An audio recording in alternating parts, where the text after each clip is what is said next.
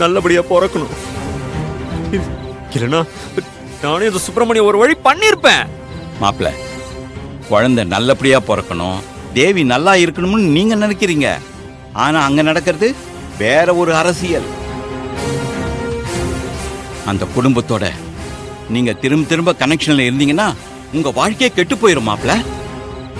நீங்க நிம்மதி இல்லாம இன்னைக்கு ஒரு நாள் குடிக்கிறவரு காலம் முழுக்க குடிச்சு குடிச்சு அழிஞ்சு போயிருவீங்க. அதனால நான் என்ன சொல்றேன்னா, இங்க பாருங்க, இது டைவர்ஸ் பேப்பர். இதுல நீங்க ஒரு கையெழுத்து போட்டு கொடுங்க. தேவி உங்களுக்கு வேணான்னு நான் உங்களை பிரிச்சு விட்டுறேன். மாமா, என்ன மாமா சொல்றீங்க? ஆமா மாப்பிள்ள, சில இடங்கள்ல பொண்ணு நல்லா இருக்கும், குடும்பம் நல்லா இருக்காது.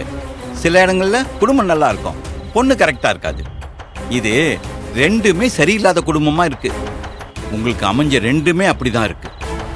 அப்படி நிம்மதி இல்லாம பல ஆம்பளைங்க சூசைட் பண்ணி செத்து போயிருக்காங்க. அப்படி என் மாப்பிள்ளைக்கு ஆயிடக்கூடாது. அந்த நல்ல எண்ணத்துல தான் சொல்றேன். இந்தாங்க, இந்த டைவர்ஸ் பேப்பர்ல கையெழுத்து போடுங்க. மாமா, அது அட போடுங்க மாப்பிள்ள. உங்களோட இந்த அவமானத்துக்கு அவளும் ஒரு வகையில காரணம் தானே. நீங்க சொன்ன மாதிரி நீங்க முக்கியம் நினைச்சிருந்தா அவ உங்களை தேடி வந்திருக்கணும்ல. அவ வந்தாளா? நீங்க முக்கியமா அவ குடும்பம் முக்கியமானு கேட்கும் போது நீங்க தான் முக்கியம்னு அவ அந்த இடத்துல முடிவெடுத்து உங்க கூட வந்திருந்தாள்னா அவளுக்கு உங்க மேல பாசம் இருக்குன்னு நினைக்கலாம். ஆனா நீங்க சொல்லியும் அவ குடும்பம் தான் முக்கியம்னு அவ அங்கேயே இருக்கான்னா அப்போ நீங்க அவளுக்கு முக்கியம் இல்லைன்னு தானே அர்த்தம்.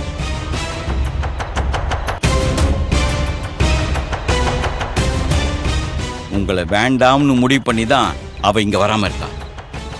உங்களை வேண்டாம்னு முடிவு பண்ணவள நீங்க எதுக்கு நினைச்சுக்கிட்டு உங்க நிம்மதியையும் சந்தோஷத்தையும் இழக்கணும்? உங்க வாழ்க்கையை ஏன் பாழாக்கிக்கணும்?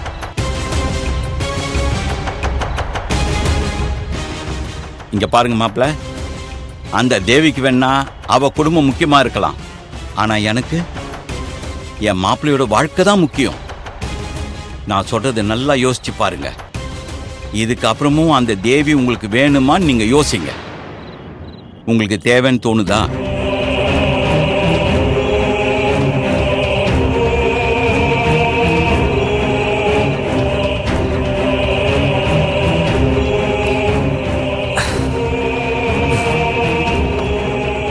கொடுங்க.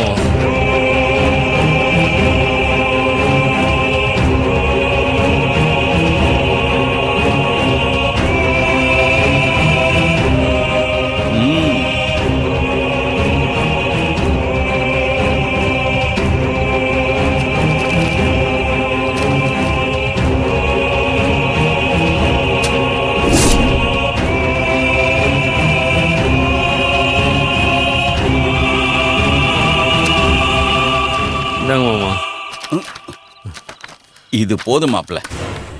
இன்னையிலிருந்து உங்களுக்கு சந்தோஷமான வாழ்க்கை ஆரம்பிக்க போகுது. இப்ப நீங்க போய் நிம்மதியா தூங்குங்க. மத்தத நான் பாத்துக்கிறேன். மாப்பிள்ள, என்ன மாப்பிள்ள? பாத்து நாம ரூம்ல கொண்டு வந்து விடவா? வேணாம் மாமா, இதுக்கப்புறம் எனக்கு யாரோட தயவும் தேவையில்லை. நானே போய்க்கிறேன். பார்த்து போங்க. சரி, பொறுமையா போங்க. பார்த்து போங்க. பார்த்து மெதுவா போங்க. போங்க.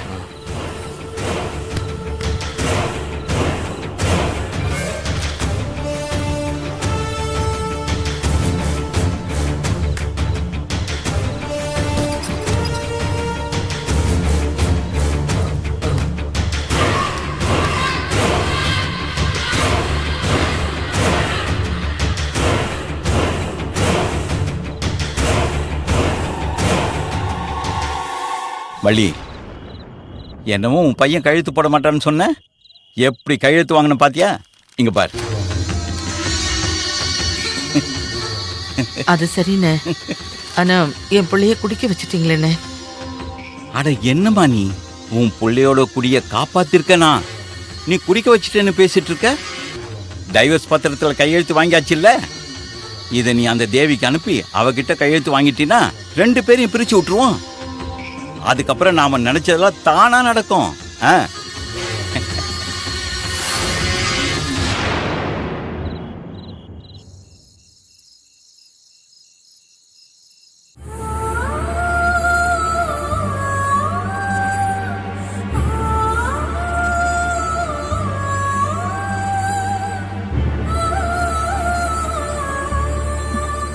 கயல் ஏய் என்ன நீ அங்க தேவிக்கு அவ்வளவு தூரம் தைரியம் சொல்லிட்டு இங்க தனியா உட்காந்து ஃபீல் பண்ணிட்டு இருக்க? நானும் ஒரு பொண்ணு தானே எழில்.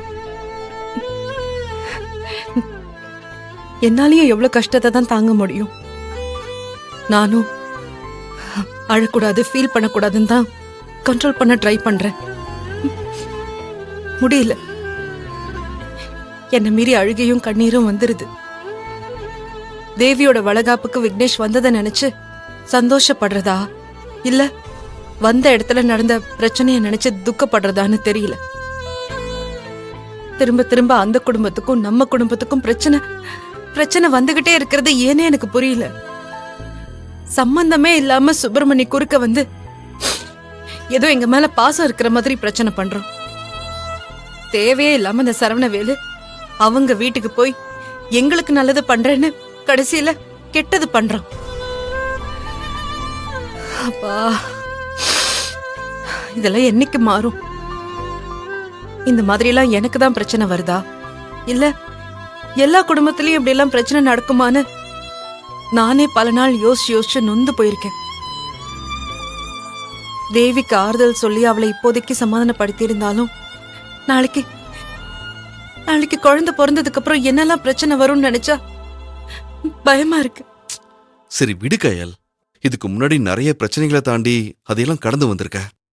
அதே மாதிரி இந்த பிரச்சனையும் சரியாயிடும். நான் முன்னாடி சொன்னதுதான் இப்பவும் சொல்றேன். உனக்கு எப்பவும் பக்கபலமா நான் இருப்பேன், எப்பவுமே இருப்பேன். ஏய், உனக்காக நான் என் அம்மா கூடவே சண்டை போட்டு வந்தவன். அப்படி இருக்கும்போது உனக்கு எதிராக யார் வந்தாலும் அவங்களை தூக்கி போட்டு காலி பண்றதுக்கு எனக்கு 5 நிமிஷம் ஆகாது.